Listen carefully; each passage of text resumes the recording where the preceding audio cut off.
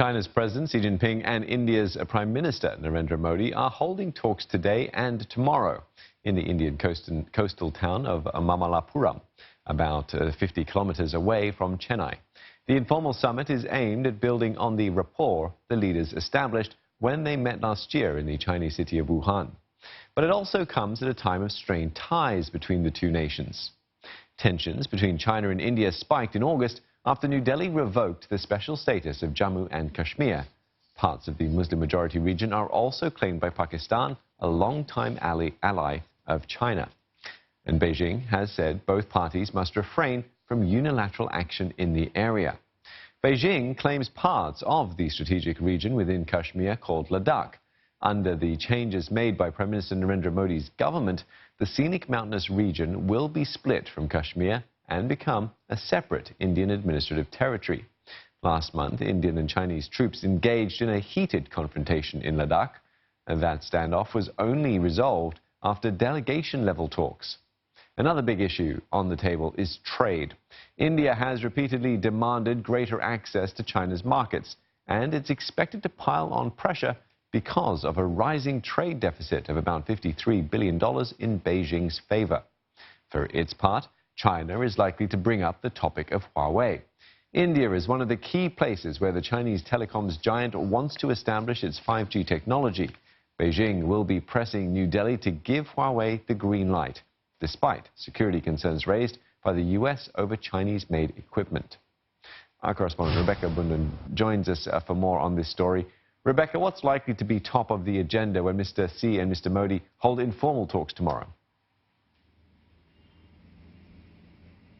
I think we can safely say that trade is going to be a very, very big area of focus. Although border disputes and so on will likely be discussed, they may want to focus more on in terms of trade because there are a lot of opportunities there, given the current global environment in the US-China trade wars and so on.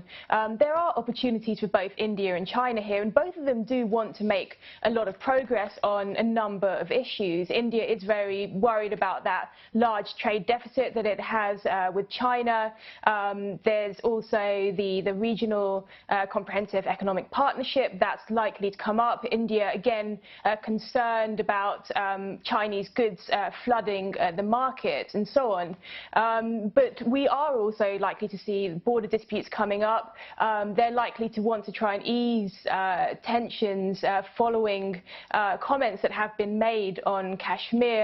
China has really sided with Pakistan when it comes to that decision by India to revoke Kashmir's special status in August.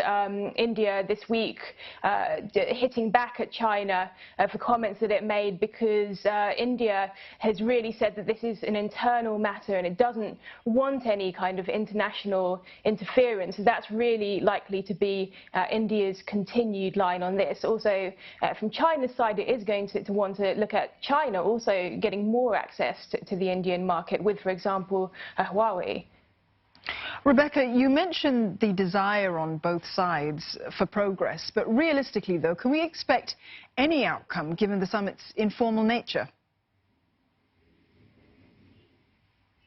Well, it is an informal summit, and a lot of issues will be discussed, not necessarily with the aim of coming out with announcements of deals and so on. So it isn't that kind of meeting as such. But there are hopes that progress will be made on a lot of issues, including trade. There's also a report that's come out today on from Reuters that does say, citing officials, it says that the two leaders are likely to come up with new security measures along their unsettled borders. So it will be interesting to see if we hear any more on that. But a lot of the topics might be quite broad as well, and it's an opportunity for the two leaders to really bond and also improve those relations as this does come at a time when things have been a little bit tense between India and China in terms of the comments that we've seen coming out